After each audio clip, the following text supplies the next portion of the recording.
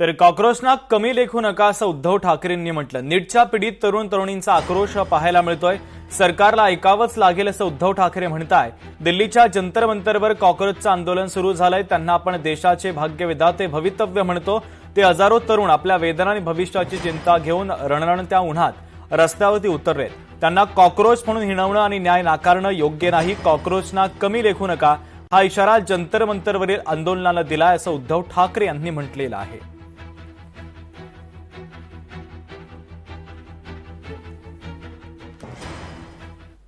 दिल्लीमध्ये कॉक्रोच जनता पार्टीच्या माध्यमातून आंदोलन करण्यात आलं। तर वृचा चड्डाचा सीजेपीच्या आंदोलनाला पाठिंबा आहे। बॉलिवूड अभिनेत्री वृचा चड्डा हिनं सोशल मीडिया हँडलवर पोस्ट शेअर करत कॉक्रोच जनता पार्टीला जाहीर पाठिंबा दर्शवलाय।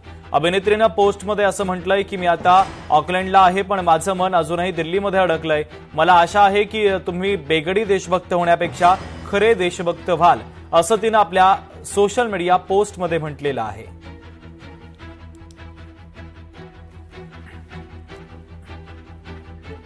जर अभिजित दिपकेंना अटक केली तर 42 दिवसांच्या उपोषणावर जाणार असं सोनम वांगचुक यांनी म्हटलंय। सोनम वांगचुक यांनी एक्सपर या संदर्भात पोस्ट शेअर केलेली आहे। किसी वजह से उन्हें कल गिरफ्तार किया जाता है तो मैं मजबूरन, मैं भी चाहता नहीं हूं मगर मजबूरन फिर अनशन पे जाऊंगा कल ही से। और इस बार ये 6 हफ्तों की होगी, यानी कि 42 दिन का अनशन। तो मैं तो तैयार हूं ये सब करने के लिए। आप क्या करेंगे ये बताइएगा। पुढची महत्वाची बातमी आपण पाहूयात। राजकारणाचा बाजार झालाय, वडेट्टीवारांनी टीकास्त्र डागलं। वाटेल ते खरेदी करता येतं अशी भाजपची जणू खात्री झाली असं वडेट्टीवारांनी म्हटलं। भाजपनं प्रचंड भ्रष्टाचार करून पैसे गोळा केले असं म्हणत वडेट्टीवारांनी भाजपवर गंभीर आरोप केले। हा देश विकला गेला, हा देश विकू देणार नाही असं म्हणणाऱ्यांनी देश विकला, हे पैसे आले कुठून असा सवाल आता वडेट्टीवार यांनी उपस्थित केलाय। जे विकले गेले त्यांचीही चौकशी व्हायला पाहिजे असं वडेट्टीवार यांनी म्हटलेलं आहे। राजकारणाचा बाजार झालाय।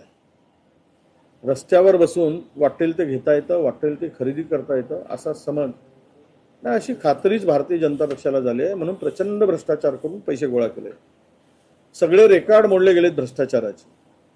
हा देश विकला गेला। जो देश नाही विकणे दूंगा म्हणणारे देश विकला, देश विकून खाला। हे पैसे आले कुठून? जर हे उमेदवार विकले गेले तर कारवाई दोघांवरही व्हायला पाहिजे, घेणाऱ्यावरून आणि देणाऱ्यावरून। दोन्ही जबाबदार असतात, लाच घेणाराही असतो आणि लाच देणाराही असतो। जर विकले गेले त्यांची चौकशी व्हायला पाहिजे। निवडणूक म्हणजे आता काल सुधीर मुनगंटीवारांनी स्पष्टच भूमिका मांडली भारतीय जनता पक्षाच्या नेत्यांनी।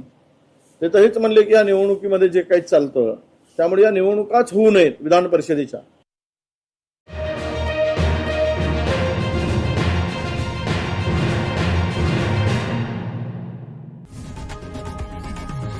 लोकशाही मराठी ऐका, पहा, जागरूक रहा।